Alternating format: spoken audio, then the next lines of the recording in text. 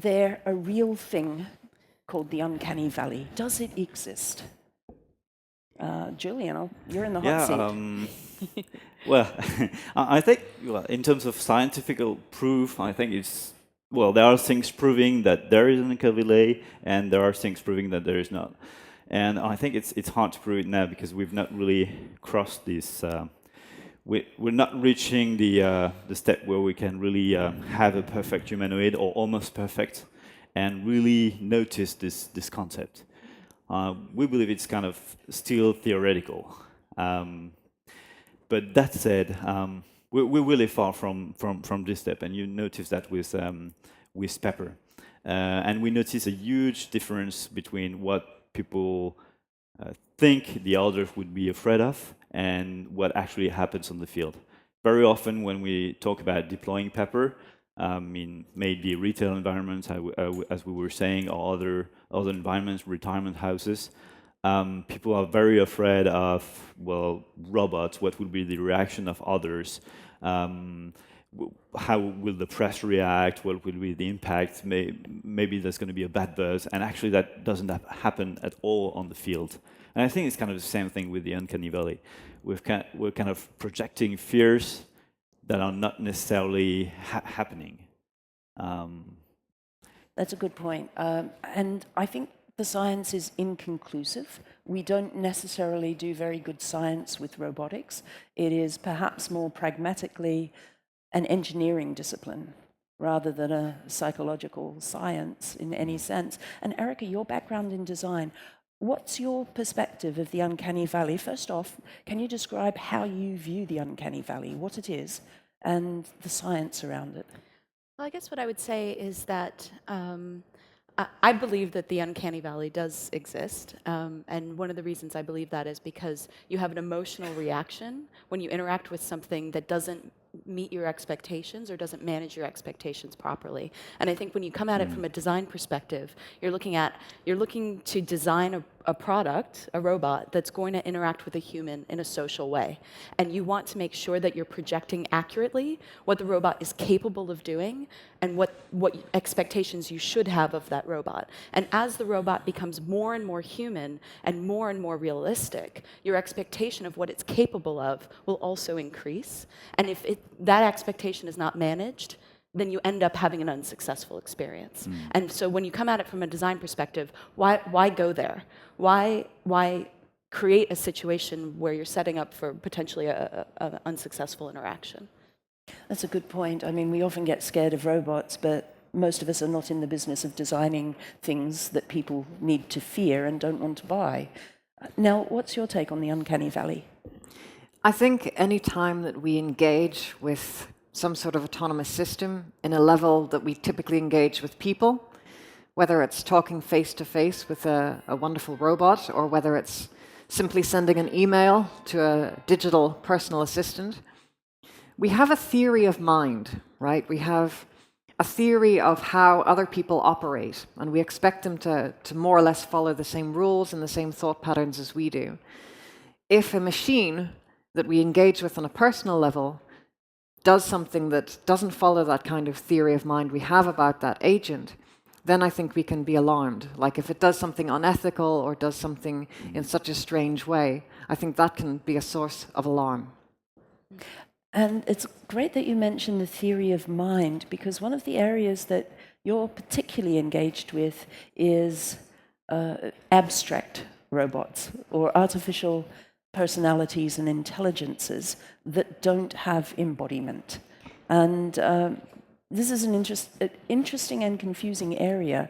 Is a chatbot or an artificial personality a robot? Do we react in the same ways? And how important is the embodiment?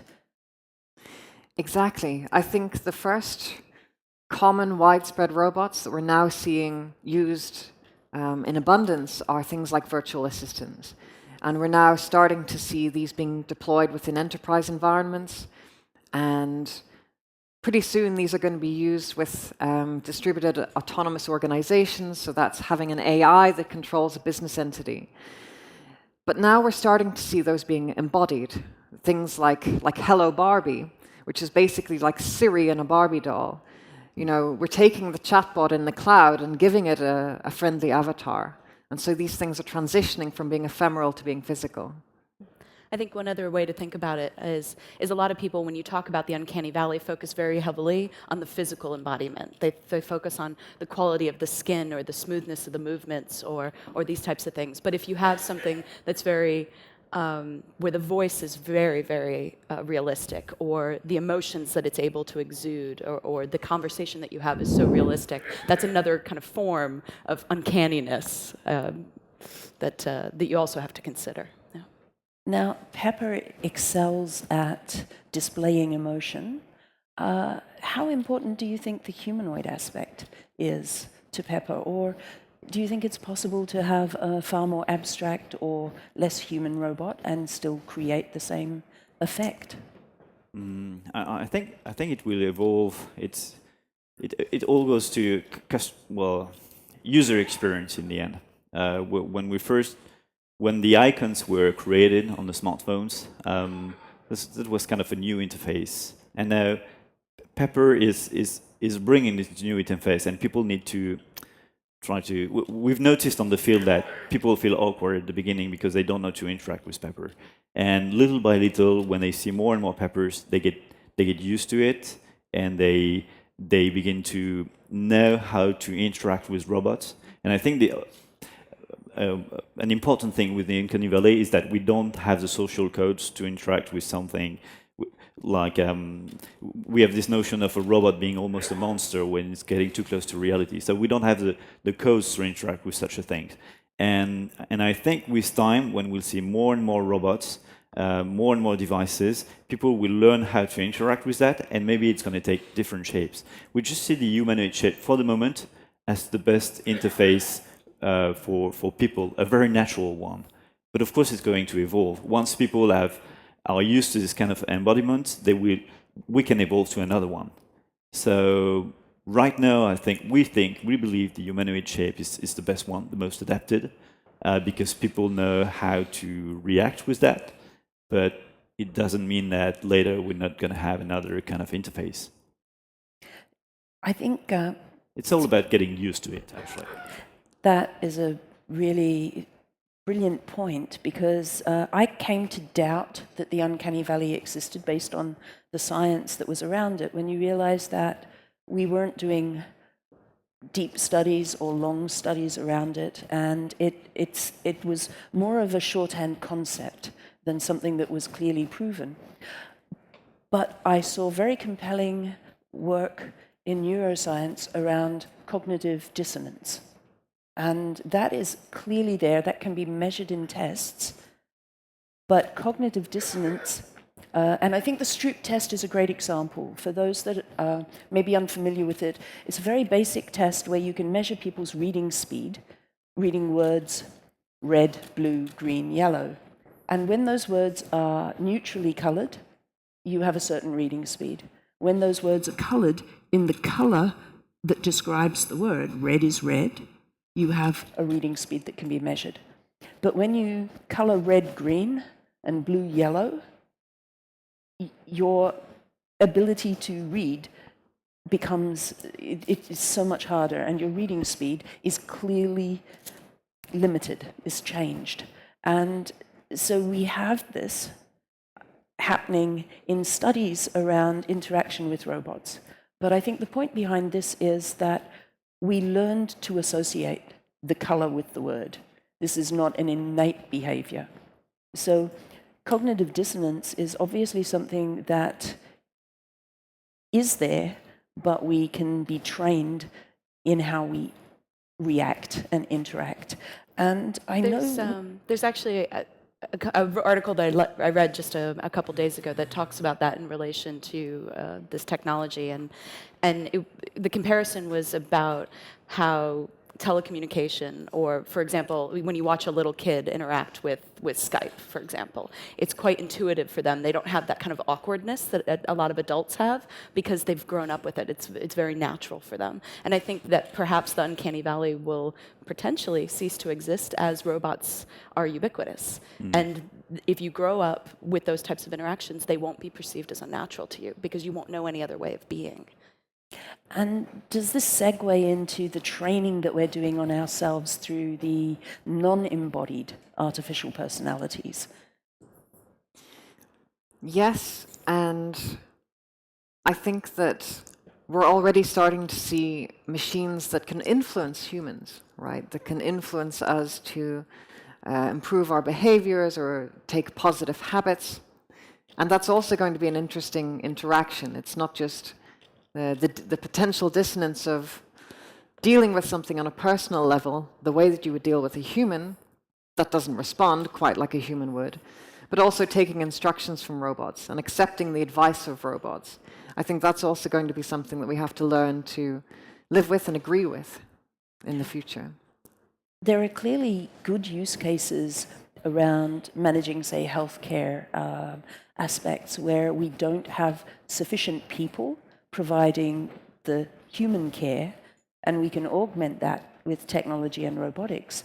But it seems to me that there is perhaps more of a business push into some other areas that might involve less impactful marketing and advertising, things that are influencing us. What are some of the negative areas that emotional robots might be taking us? I think one of the most interesting examples that I've heard of was a telephone robot. So it's a robot that had lots of programmed in human speech, and it would carry on a conversation for an insurance company. And when questioned, was it a robot, it would deny it. Emphatically, over and over, it would say, no, of course, I'm a human. That introduces very curious questions. You know, what if the bot refuses to admit that it's a bot? We're actually starting to see this in the drone industry, where in the US, they're finally talking about introducing registration, because there are issues around security, trust, and accountability. And I think it is quite easy with a robot or an artificial system to have multiple personalities and interactions in one, perhaps in one shell. And that changes the game. Erica, you were talking about how important it is to manage expectations and trust. Should we... not every robot comes in a humanoid shape. How do you embody emotional relationships in something that isn't human? Well, I mean, I think we do that quite naturally. I mean, if you can imagine, if you're trying to print something at work and the printer isn't working, you're like, it's just grumpy, or it doesn't, like you project emotion onto devices regardless of whether they've been anthropomorphized or that they take a humanoid shape. So I think we're already doing that quite naturally, right? So it's about how, at least from a design perspective, how do you take advantage of that, right? How do you use that to the end of whatever goal or whatever interaction you're looking to achieve? And I think that's what makes designing robots so interesting. But I think to your point, it's very important that we, as Erica was saying, manage expectations and don't surprise people with multiple personalities, as you were saying, in the same body. At least with Pepper now, with our robots now, we're really insisting so that any application developer keeps on personality guidelines so that people do not feel there are two personalities. And you were saying, talking about emotions, we insist on the fact that we understand emotions and we react appropriately, or we try to react appropriately, but we don't pretend that we have emotions with Pepper. We could design some, let's say, reactions that could pretend it, but we're really avoiding that. And I think it's important that we don't pretend to do things that the system is not capable of doing, actually. I think that's very important in the trust relationship. That's an excellent point, and really Pepper is being the first ambassador in so many ways for robot kind. And I'm fascinated to hear that you have made guidelines around maintaining Pepper's personality, and that actually segued. I was going to say, is Pepper always Pepper? Do people have the freedom to name Pepper their own names? How many people name their Roombas or vacuum cleaners? or their cars. What I found in... You do? Yes, okay.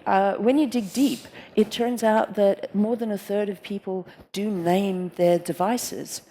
But from what I could see in studies in this area, you don't maintain a strong relationship. Like, you don't feel obliged to call your car on the weekends when you haven't driven it for a few days. You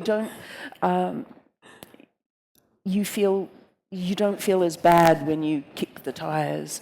But there's some evidence that says that when you've named your car, you will treat it more like something that you're having an emotional relationship with. But it's not a sustained or strong relationship necessarily.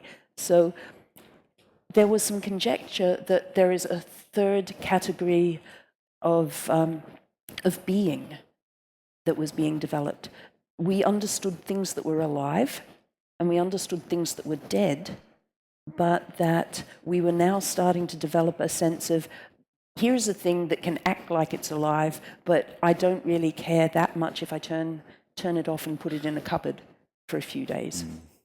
So are we capable of having a strong ontological category of robot? Yeah, that's interesting. Actually, when we first launched Pepper, there was an interesting thing when we pressed the button at the beginning. There was a big demo to the investor, and we brought 2 peppers, and we had designed a kind of dialogue system and some kind of autonomous life, we call it. And actually, we turned them on, and they were supposed to do something to demo a capability, but they were having their own conversations together, and it was completely unplanned.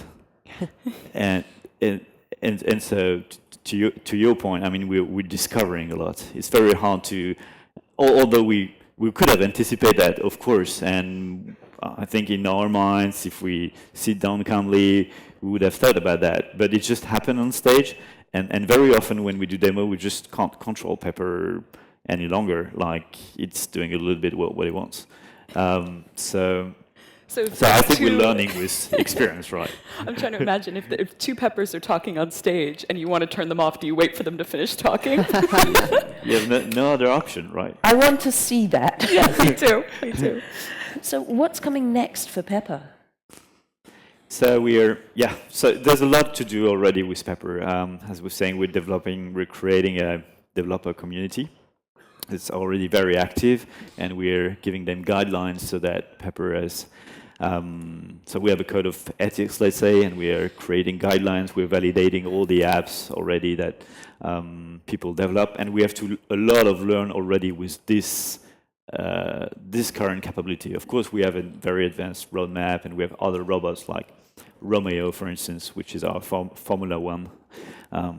If we can take this comparison.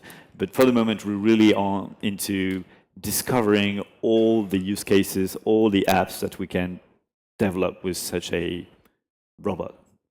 So we're proposing the SDK to the community, and then we're discovering what's happening.